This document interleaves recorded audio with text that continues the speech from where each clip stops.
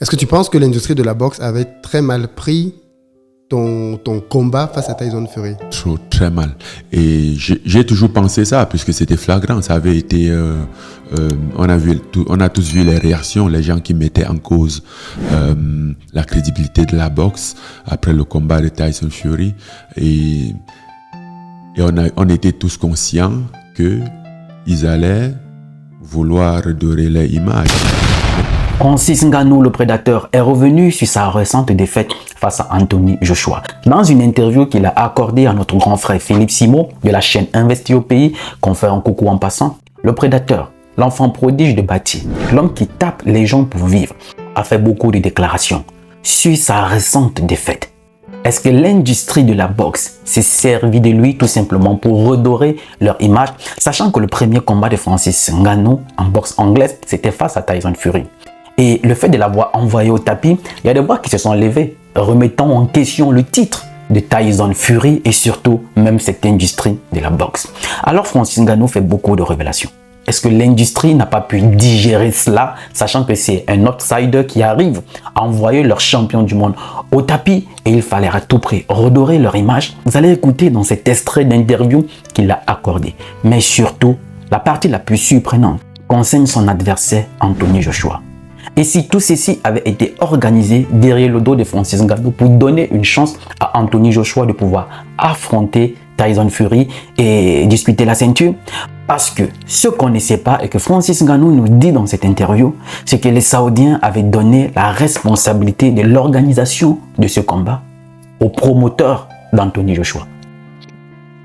Vous allez écouter. Et surtout, sachant que ce sont eux qui devaient s'occuper, des tests de dopage. Ça veut dire l'adversaire que tu vas affronter, c'est son promoteur qui organise le combat. Écoutez. C'est un monde qui est nouveau pour moi. Ce sont des petites techniques comme ça qui sont très fréquentes dans la boxe anglaise parce qu'éventuellement, les promoteurs de cet événement, ceux que les Saoudiens avaient pris pour coordonner cet événement, c'était effectivement Eddie Hearn, qui est le promoteur de Anthony Joshua, et Frank Warren, qui est le propriétaire de Queensberry. Donc, voilà les deux promoteurs. Du combat. Voilà. Donc, je suis un outsider. Oui. Voilà, je suis un outsider. Tous ces programmes arrivent. Chez moi, je reçois tout, on m'informe de tout. J'ai pas, même si j'étais en coproduction, mais je ne suis pas impliqué dans la gestion ou dans le programme ou dans quoi que ce soit. Du moins, mon équipe n'est pas impliquée. Je subis les choses. Donc, je sais que la première fois, pour le combat de Tyson Fury, il y avait eu pas mal de trucs comme ça, mais pas trop grave parce que je me rappelle, on a fait quelques réclamations où on a demandé à avoir peut-être des intervenants à certains niveaux ou du moins quelqu'un qui allait surveiller certaines choses, tu vois. Mais je pense que cette fois-ci, après le combat de Tyson Fury, il était quand même question de créer des angles morts, des endroits, des zones d'ombre où je ne pouvais pas voir de ma position. Est-ce que tu penses que l'industrie de la boxe avait très mal pris ton combat face à Tyson Fury? Très mal. Et j'ai toujours pensé ça, puisque c'était flagrant. Ça avait été... on a tous vu les réactions, les gens qui mettaient en cause la crédibilité de la boxe après le combat de Tyson Fury. Et on était tous conscients qu'ils allaient vouloir redorer leur image. Mais à quelle façon? Et on savait tout ça, parce que même la semaine du combat, il y a des journalistes qui me posaient des questions à savoir, mais ça ne te dérange pas qu'on veut tel veut que Joshua gagne pour qu'il combatte Fury finalement? Je me dis, mais ça ne me dérange pas. À partir du moment où je peux entrer dans le ring et combattre Joshua, nous serons tous les deux dans le ring et il n'y aura que nous deux pour combattre.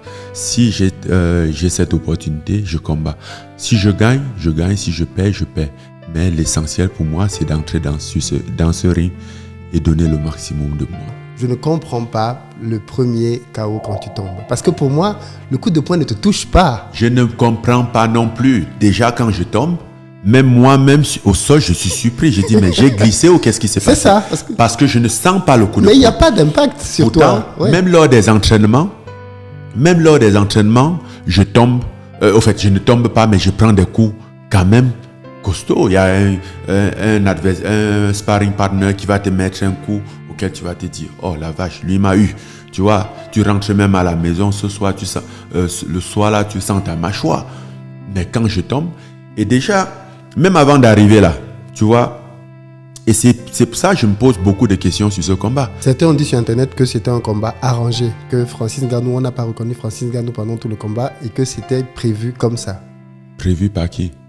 En fait, que c'était une mascarade de combat, que tu étais dans un complot dans lequel tu devais te laisser tomber très rapidement pour que pour que la boxe retrouve son honneur, que tu sois Qu'est-ce que j'ai à ridiculisé. faire de la boxe de l'honneur?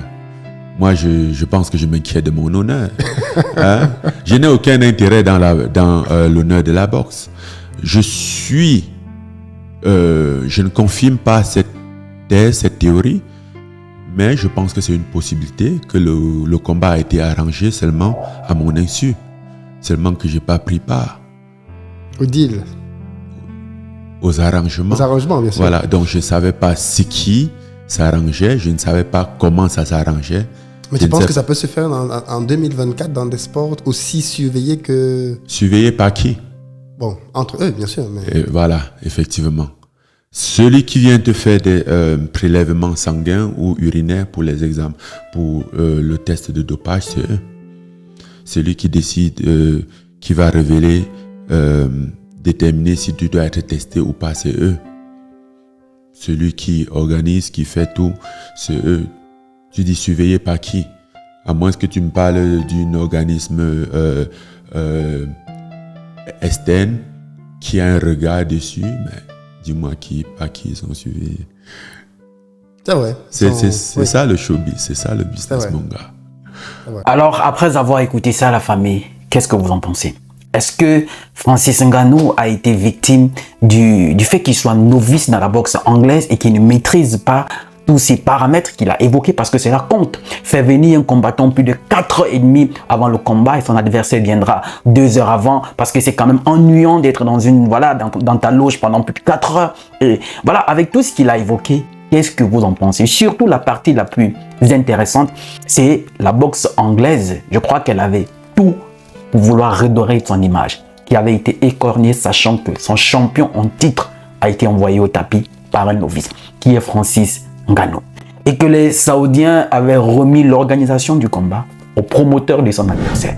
Ce sont eux qui décident s'il va être testé, ce sont eux, bref, qui avaient l'organisation et qui devaient tout faire. Qu'est-ce que vous en pensez? Surtout que Anthony Joshua avait tout à gagner dans ce combat pour espérer une possibilité, une chance de pouvoir combattre Tyson Fury pour la ceinture. Qu'est-ce que vous en pensez, la famille? J'aimerais moi aussi vous lire. Laissez-moi votre avis en commentaire. Puis je précise, je ne suis pas détenteur des droits de cet extrait dont je vous ai présenté. Cela est exclusivement la propriété de Philippe Simo de la chaîne Investi au pays. Je suis Roland Campbell, mon frère. Il n'est jamais trop tard pour recommencer.